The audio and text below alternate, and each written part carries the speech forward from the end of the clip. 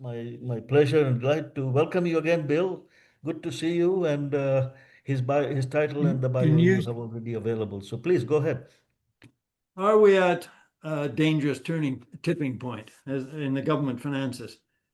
I've been saying for years, I've been worried about the growing accumulation of government debt, but there's something unusual going on right at the moment in the financial markets. And I guess what I'm wondering is whether they're telling us something that maybe the financial markets are now cottoning on to that they haven't appreciated before.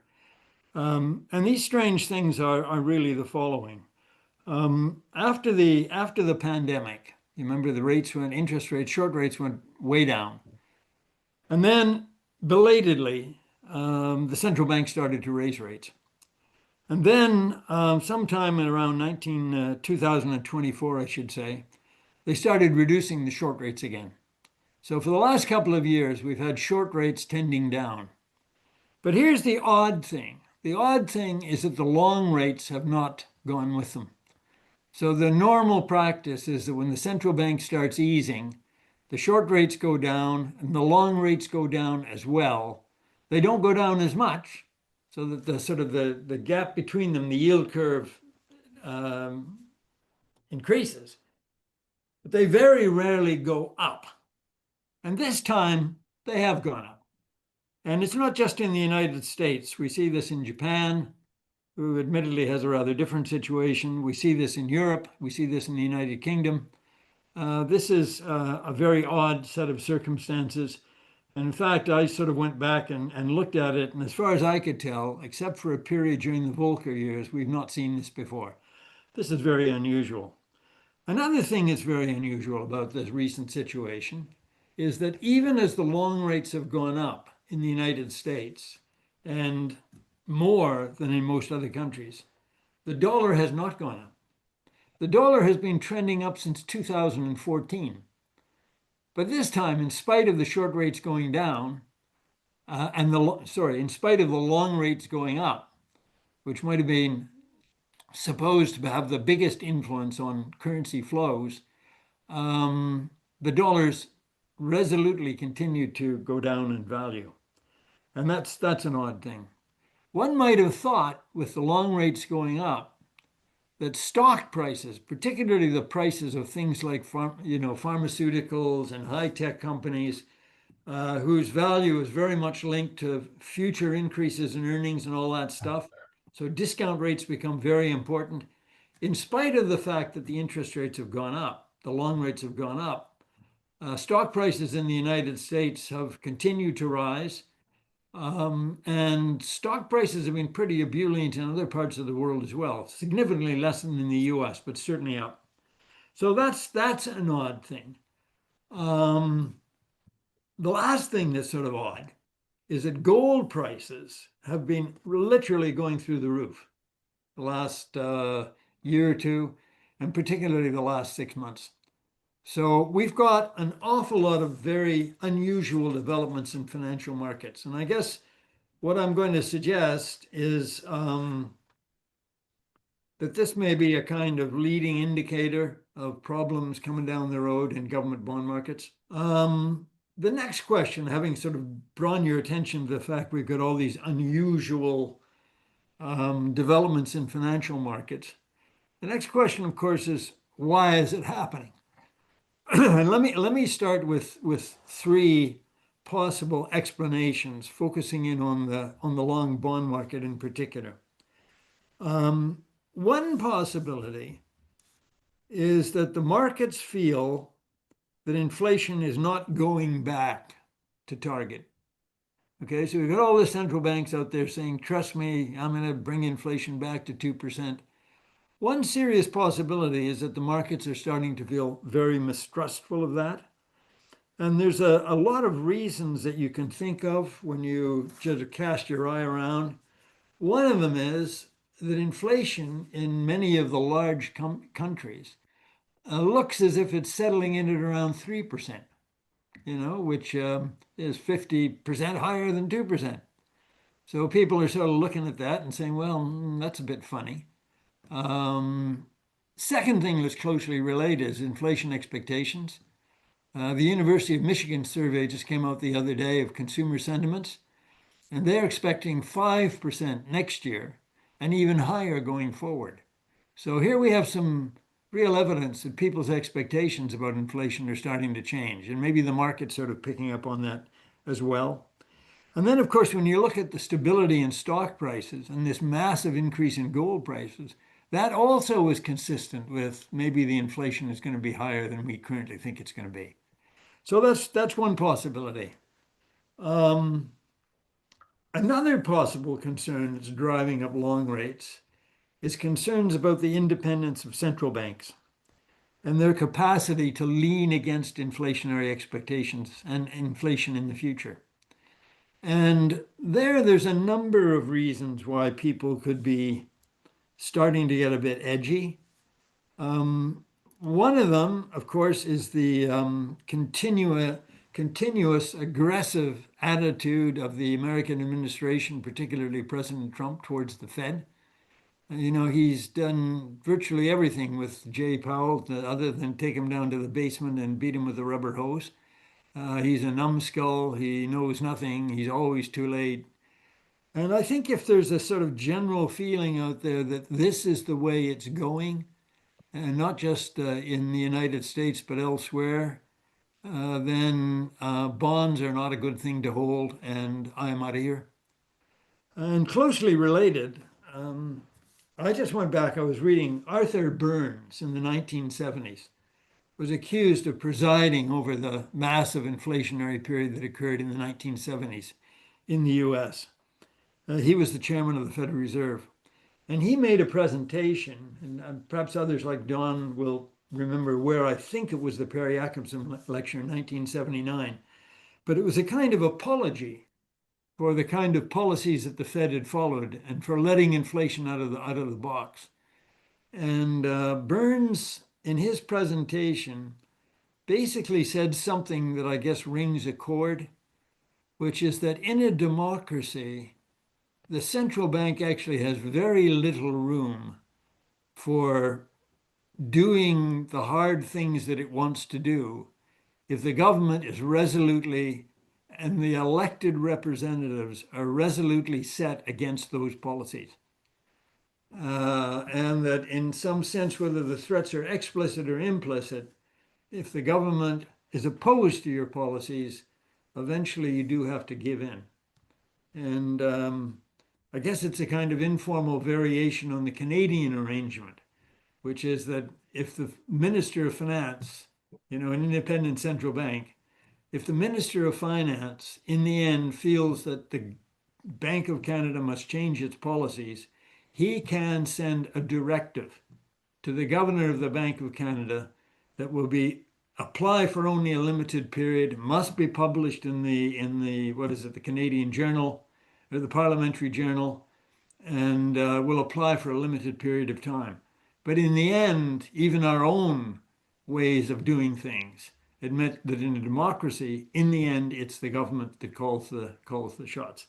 So that I think is the second reason why bond markets might be why rates might be going up. The third reason is, I think, in a sense, even more dangerous than the other two. And it comes down to a fundamental equation, which involves determining the conditions under which the government debt to G&E ratio will be stabilized. Okay? And if it's not stabilized, then it either shoots up without limit or it declines without limit. But the worry that we would have at this point is you have a set of conditions where the debt to G&E ratio rockets exponentially. And that equation is actually very simple. It's that the government's primary surplus, okay, or deficit over G&E equals the difference between the interest rate on the debt and the growth rate of the economy, which is kind of intuitive because the debt is accumulating at the interest rate and the debt ratio is going down at the rate that the economy is growing. So it's the ratio of the primary surplus over G&E equals R minus G times the debt over GNE ratio. And here's the rub when you start thinking about that. There's a fundamental nonlinearity in that equation, okay, that leads to the exponential growth. So that if you have the interest rate greater than the growth rate of the economy, okay, the amount of primary service that you need is that difference, R minus G, multiplied by the level of the debt to the GNE ratio. So the higher is the initial level of the debt to GNE ratio, the greater the increase in the primary surplus that you require should the interest rate be greater than the growth rate. And you can see with an equation like that, that it's not very hard to foresee a set of circumstances in which the size of the primary surplus that you need, okay, which means cutting expenditures or raising taxes to do it, the kind of primary surplus that you need is so great as to become politically impossible. And I guess what I worry about is that the conditions are increasingly in place for that kind of dynamic to kick in. So in the last little while, we've had interest rates greater than the growth rate of the economy. It shows at least it's possible. But the debt to GNE ratio, it was, according to the OECD, that ratio was 43% in 2007. Today it is 84%. Okay. So we're talking here almost a doubling over that period of time. So we're, if not definitely in danger, there's certainly good reason to raise the question whether we might be in a situation where we face a dangerous tipping point. And if that's not gloomy enough for you already, those already bad debt dynamics, I think, are set to worsen.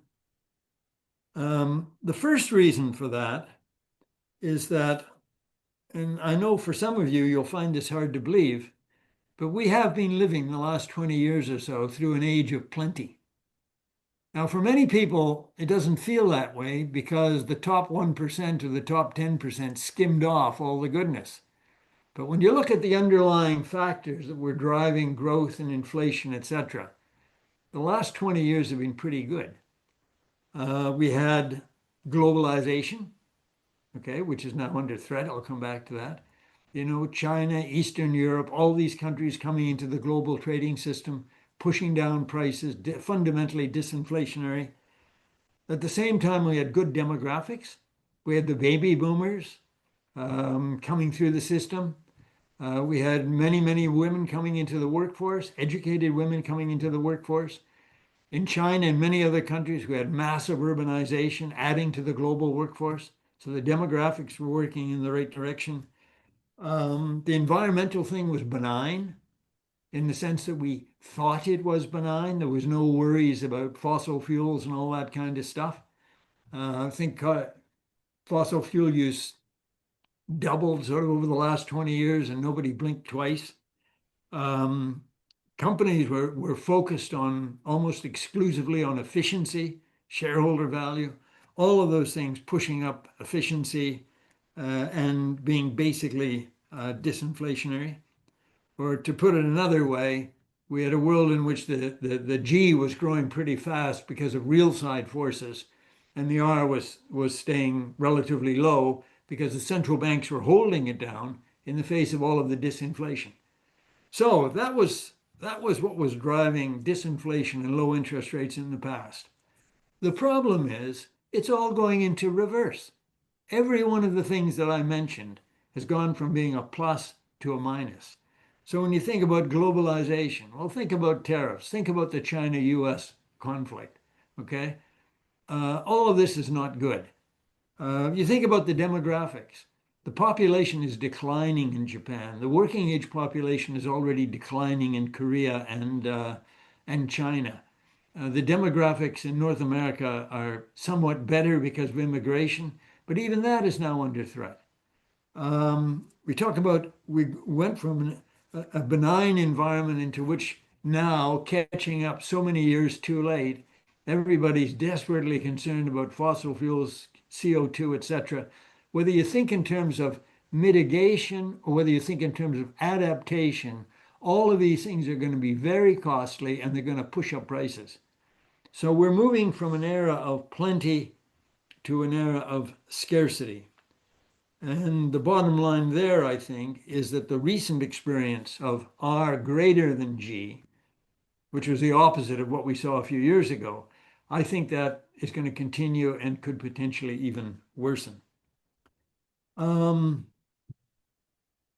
sadness of it is that our governments, during this age of plenty, perhaps failing to recognize it was an age of plenty, they didn't build silos and put corn in them like Pharaoh did after he'd been told about Pharaoh's dream. What they did was they spent like there was no tomorrow, largely in terms of allowing deficits to get very big during recessions, and then never adequately compensating during the subsequent. So even as interest rates were ratcheting down for 20 years, government debt, the ratio of debt to G&E was rationing up. So our governments chose to do that, and they chose to put us in the position that we're now in. The difficulty, going back to what I was talking about before, about this exponential nature, the dangerous tipping point, is now they don't have any choices. They really do have to reduce debts in an age of scarcity. And that is going to be very difficult. I spent a few minutes sort of talking about how the debt dynamics would be made worse by these underlying aggregate supply and aggregate demand issues. There's another problem that I think is going to make things even worse than even worse, which is that inflationary expectations now, I think, are much more fragile than they were even 4 or 5 years ago. And that's for two reasons. One of them is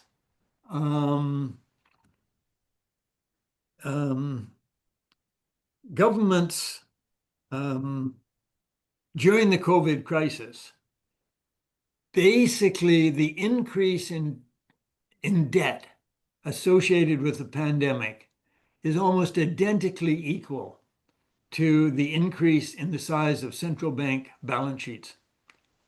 So it's not hard for the public to get the perception, or for the markets to get the perception, that when the chips are down, the central banks will print the money. Okay? So that's a lesson from history that is going to have implications going forwards. The second thing, of course, is that they did actually allow higher inflation during and after the COVID period. So people have had an experience of inflation. And as the old joke goes, even an economist, when he sees something happen, will admit it is possible. So this is the situation in which we find ourselves. We're now attuned to more inflation. Okay, so you've got all these underlying dynamics, and made worse by the fact that expectations are likely to be more fragile. Inflation expectations are likely to be more fragile going forward than going backwards. Okay. In the famous line, Houston, we have a problem. Question now is, what are we going to do about it? I'm going to propose, and I'm certainly not alone, I think this is a well-established fact, that there's only 4 possible solutions to a debt overhang problem. 2 of them don't involve inflation, and 2 of them do. And I'm going to work towards a situation where I think we're going to see financial repression, which is an attempt to raise inflation, but to prevent interest rates from rising along with it, to, as it were, short circle that debt dynamic that I've just been talking about. Well, let's begin with the non-inflationary solutions. I think what most economists would likely suggest is two things, one of which is supply side reforms to increase the real potential of the economy, otherwise to raise G, okay, in a way that doesn't involve inflation. That would be very good. The second thing I think most people would recommend would be fiscal restraint. And that would directly lower D over G and E. But by reducing risk premia and all the kind of stuff that I've just been talking about would also reduce the R element. Okay, so again, working towards meeting the stability conditions. But if that's what sort of most people would recommend, there are a lot of reasons to believe that it won't happen. The first one, when we start talking about supply side reforms, is that vested interests have been growing stronger and stronger in recent years. Supply side reforms have actually been slowing dramatically over the last 20 years. So turning that thing around in a big way, I think, is politically unlikely. And as for sort of fiscal restraint, item number one is this is going to be enormously hard to sell. The guy who was previously the president of the European Commission, Jean-Paul Juncker, had a wonderful line, which I think is appropriate for repeating here. He said, "Of course we know what to do. What we don't know is how to get reelected after we do it." So the public is fundamentally adverse to the kind of fiscal restraint that would be required in their own best interest over time. Their discount rate is very high. And so I think there's going to be a lot of problems on that front. There's an even bigger problem with the fiscal constraint thing. And that is, you're reducing the D by cutting the government deficit. So you're reducing the amount of debt that the market has to absorb. But that very act of fiscal restraint is also reducing G and E. So you've got this ratio, right? We want to reduce the ratio. But it's entirely possible, indeed likely, that as you reduce the D, you'll reduce G and E even more. And this is exactly the experience we had in Greece after the European financial crisis. GDP was cut by 24% at the end of it all. This is what Keynes calls the paradox of thrift, that if everybody tries to save, because all of the people that used to get revenue don't get it anymore because the spenders are saving, then in the end, the economy as a whole saves less than if people didn't try to save. So that's the kind of thing that might happen. So the fiscal restraint could work in good circumstances. It's just another way of saying in good times you really should run a government surplus. But if what you're facing is long-standing bad times, we have a problem. Another possibility is explicit debt reduction. That is very, very hard to do. There's all sorts of studies being done on this. You take an awful lot of debt reduction.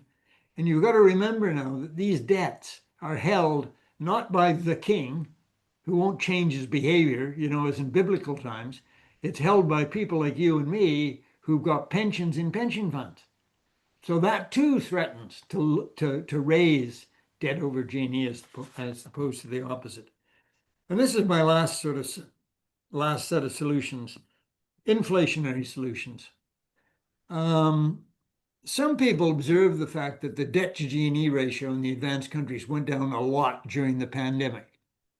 And that was because actual inflation, raising G or raising the G&E, growth rate of G&E, rose more than inflationary expectations because it was unexpected. So then some people suggest, well, why don't we just time after time hit them with unexpected inflation? Okay, but the point is that if expected inflation rises with actual inflation, then every time you do that, you've got to rise above the still higher level of inflation that you had as a byproduct of doing it the time before. This leads to hyperinflation. And we've seen this many times in Latin America. It's not that there's anything unusual about this stuff. We've seen it many times before. So that's not acceptable either. Inflation, hyperinflation's got big costs. The last suggestion, and this is what I think is going to happen politically, is you let inflation rise moderately, 5, 6%, something that people can handle. But you repress the interest rate increases. You use administrative means, capital controls to prevent people from fleeing the currency, to prevent people from fleeing the bond market. You basically force them to hold the bonds that they've got and to buy even more. This has got its downsides. Let me say that they did this after World War II. Okay, I'm not saying anything that's unusual here. This was done after World War II and it worked. There's a huge debt overhang at the end of the war. And 6, 7 years later, it was basically gone because of policies like the ones I'm suggesting. So I think an attempt will be made to do that.